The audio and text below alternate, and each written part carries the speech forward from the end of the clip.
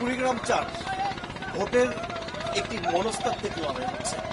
চরাঞ্চল রয়েছে অন্তত ৩টি উপজেলা নিয়ে যে ৪ আসনটি, তার ২টি উপজেলার সব আসলে চরাঞ্চল, এবং যে কারণে ধানের শীষ একই সঙ্গে জামায়াতের দাঁড়িপাল্লা এবং স্বতন্ত্র একজন প্রার্থীর মধ্যে হচ্ছে লড়াই। বিশেষ করে এই যে চিলমারি যে নদী বন্দরটি, এটি তার জৌলস যদিও হারিয়ে ফেলেছে, কিন্তু আজ ভোটের আগের দিন আমরা দেখছি বেশ ব্যস্ততা। বিশেষ করে যে চরাঞ্চলের যে কেন্দ্রগুলো আছে সেখানে ভোটের সরঞ্জাম পৌঁছে দেওয়ার জন্য শুরু হয়েছে সেই ব্যস্ততা। আমরা দেখছিলাম সকাল থেকে উপজেলা পরিষদ থেকে নানান ভোটের সামগ্রী তারা গ্রহণ করেছেন, তারপরে এসেছেন এই বন্দরে।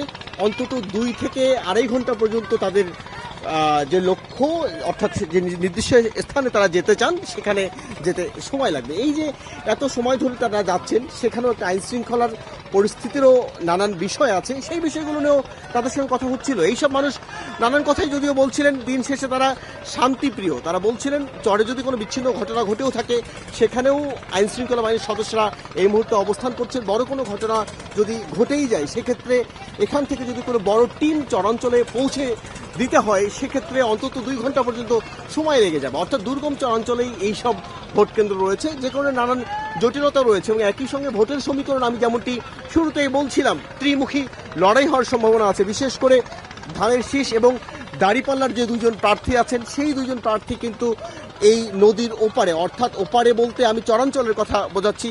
আর এই যে অংশটি বাম পাশে রয়েছে, অর্থাৎ চিলমারির যে মূল ভূখণ্ড, সেখানেই একজন স্বতন্ত্র প্রার্থী দাঁড়িয়েছেন।